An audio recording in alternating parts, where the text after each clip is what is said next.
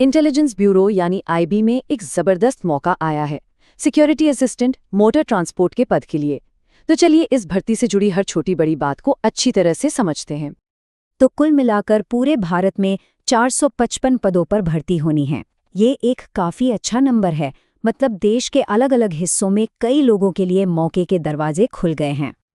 अच्छा, तो ये पद है केंद्र सरकार का ग्रुप सी के तहत। इसका पे स्केल लेवल 3 का है। लेकिन यहाँ जो सबसे खास बात है वो है 20% का स्पेशल सिक्योरिटी अलाउंस। ये बेसिक पे के ऊपर मिलता है, जिससे कुल मिलाकर सैलरी काफी आकर्षक बन जाती है।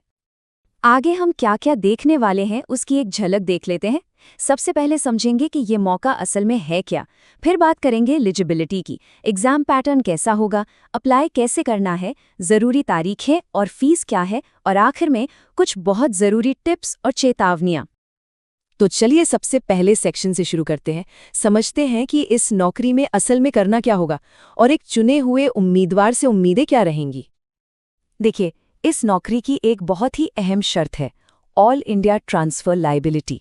इसका सीधा सा मतलब यह है कि अगर आपका सिलेक्शन होता है तो आपकी पोस्टिंग भारत में कहीं भी हो सकती है, तो इसके लिए मानसिक रूप से तैयार रहना होगा। अब आते हैं सबसे ज़रूरी बात पर, यानी एलिजिबिलिटी की शर्तें। फॉर्म भरने से पहले ये पक्का कर लेना बहुत ज़रूरी है कि आप सारी शर्तें पूरी करते हैं या नहीं। तो यहाँ ये 5 ज़रूरी चीज़ें हैं जो आपके पास होनी ही चाहिए।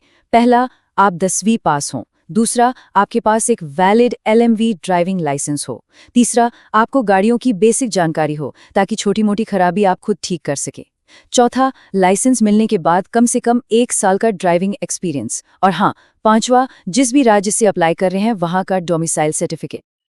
उम्र की बात करें तो सामान्य आयु सीमा 18 से 27 साल है, लेकिन हाँ, आरक्षित श्रेणियों के लिए नियमों के हिसाब से छूट भी है। जैसे SC ST के लिए 5 साल और OBC के लिए 3 साल की छूट दी गई है। ठीक है, तो अगर कोई उम्मीदवार पात्रता की सारी शर्तें पूरी करता है तो उसे सिलेक्शन के लिए 2 स्तरीय परीक्षा से गुजरना होगा। चलिए अब इसे भी समझ लेते हैं। पहला स्टेज यानी Tier 1 एक ऑनलाइन MCQ एग्जाम है। जैसा कि आप देख सकते हैं, इसमें 5 अलग-अलग सेक्शन हैं, जनरल अवेयरनेस से लेकर ड्राइविंग रूल्स और रीजनिंग तक। और अच्छी बात यह है कि हर सेक्शन का वेटेज बराबर है, यानी 20-20 नंबर का। अब यहाँ कुछ बातें गौर करने वाली हैं।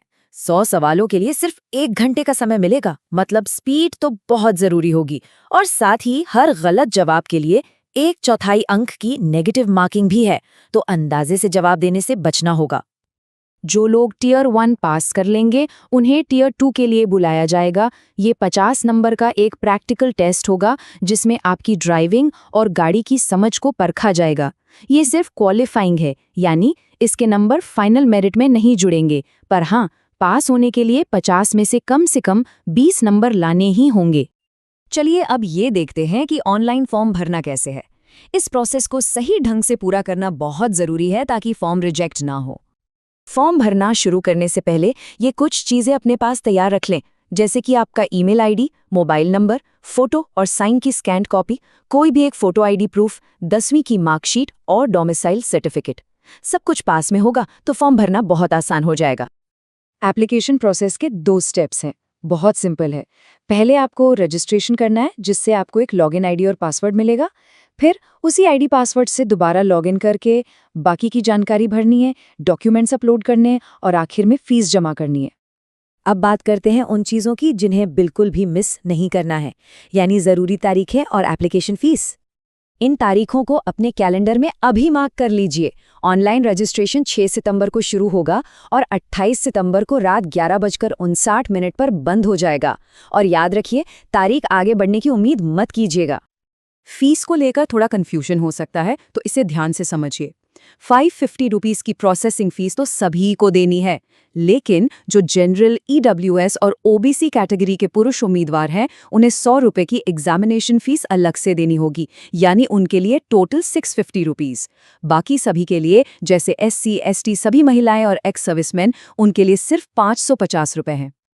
और आखिर में कुछ बहुत ही ज़रूरी निर्देश और चेतावनियां जो सीधे इंटेलिजेंस ब्यूरो की तरफ से जारी की गई हैं, इन्हें बिल्कुल भी नज़रअंदाज मत कीजिएगा।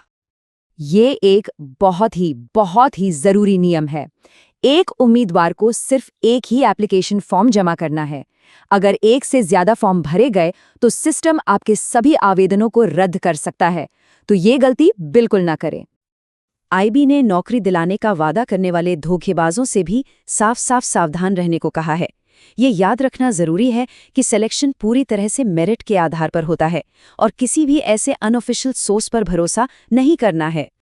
और इसीलिए ये अनिवार्य है कि आवेदन केवल यहाँ बताए गए 2 ऑफिशियल सरकारी वेबसाइटों के माध्यम से ही किया जाए, www.mha.gov.in या www.ncs.gov.in। इनके अलावा और कहीं से भी अप्लाई ना करें। तो इस भर्ती प्रक्रिया की पूरी जानकारी अब आपके सामने है। जो भी योग्य और इच्छुक उम्मीदवार हैं, उनके लिए इंटेलिजेंस ब्यूरो के साथ अपने करियर की यात्रा शुरू करने का ये एक शानदार अवसर है।